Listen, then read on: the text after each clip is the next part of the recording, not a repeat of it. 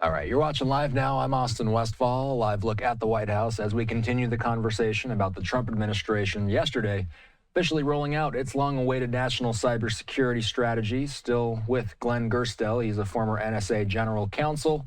Fixed our connection issue. Glenn, ultimately, one of the big questions here is how does this plan, at least on paper, how does it compare with past administrations? So there are a couple of significant differences, in particular with the most recent cybersecurity strategy that was of President Biden just 3 years ago. The very first pillar of Biden's strategy was to make sure we defend critical infrastructure. Hard to argue with that, but that was the number one priority. And the second priority was to be more aggressive on cyber offense, sort of bringing the fight to the bad guys, so to speak. And as you might expect, that isn't the case with President Trump, who has a more aggressive, more muscular approach to these things. That's why the Department of Defense has been changed to the Department of War. And no surprise, the first pillar of President Trump's cybersecurity strategy is to make sure that we have an aggressive, strong posture against adversaries. We bring the fight to them. We try to disrupt the bad guys' cyber infrastructure and make sure they're not able to hit us back, whether it's ransomware criminals or other nation states. So that's a big change in tone and emphasis. Again, we'll have to see how that plays out in the real world. But President Biden, and to some extent before him, President Obama, was criticized by some cybersecurity experts for not really unleashing the full potential of the United States Cyber Command, a branch of the military that can go on cyber offense. And I suspect that President Trump is going to peel away those restrictions and ask for something far more aggressive. This document emphasizes utilizing the private sector, Glenn, and creating incentives for companies that disrupt bad actors. Does the NSA have a track record of working with private entities in that way historically? The NSA has long collaborated with the private sector to find out about cybersecurity vulnerabilities, to find out who the bad guys are overseas, whether it's Russia, China, Iran, North Korea. And why is that? Because the reality is that the private sector has far more vulnerabilities than the federal government. It's the private sector that has 90-odd% of our infrastructure. It's big companies like Google, Microsoft, Amazon, and others that have worldwide presence on the internet, dwarfing what the federal government might have. So there's a long history of the private sector assisting the National Security Agency, and the National Security Agency equally assisting the private sector in sharing information, trying to find out about cyber maliciousness. This new strategy takes that in a slightly different direction, whereas the Biden strategy said, let's work with the private sector and perhaps impose some regulations on the private sector to have minimum cybersecurity requirements. It also floated the idea of imposing liability on software and hardware manufacturers for having buggy software that creates the problem in the first place. There's none of that in Trump's document.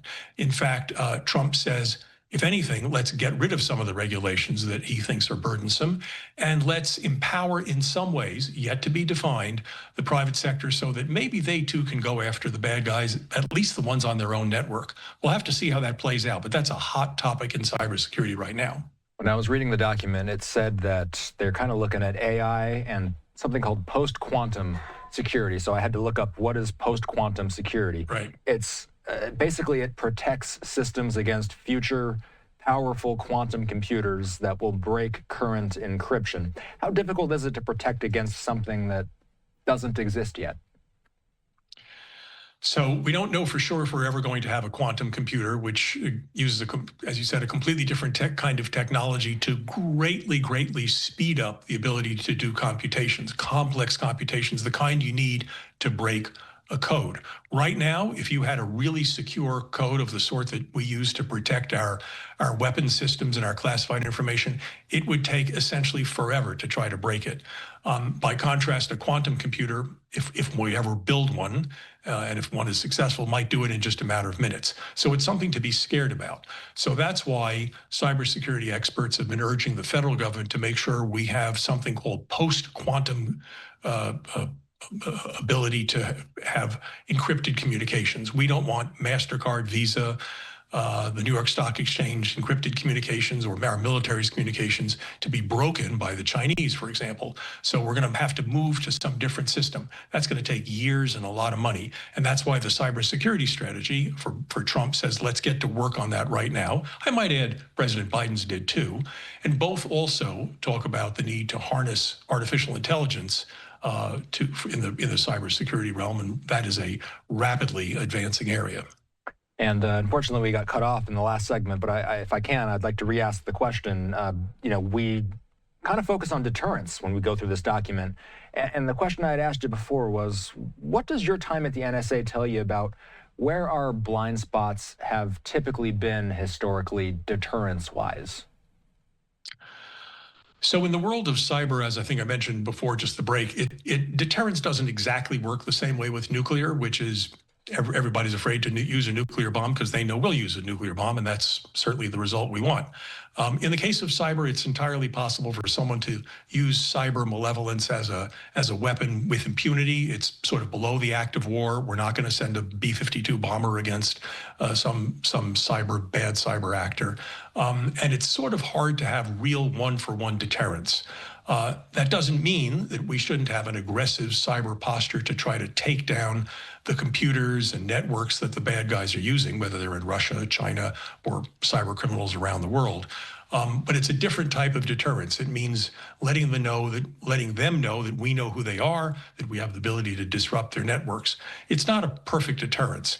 And one interesting thing about President Trump's focus on offensive cyber is that nowhere in the document does he mention the words China, Russia, North Korea, and Iran, which again, just 3 years ago was the heart of President Biden's strategy. And just 9 months ago was in President Trump's own executive order in which he declared that China was the #1 cyber threat to the United States. That's missing in the current document, perhaps for political reasons, but we're going to have to see how that plays out in terms of implementation. All right. We appreciate the time. Glenn Gerstell is a former NSA General Counsel. We'll check in soon. Thank you. Let's hit a quick commercial break. Approaching 7 p.m. in the nation's capital. Our coverage continuing in a moment.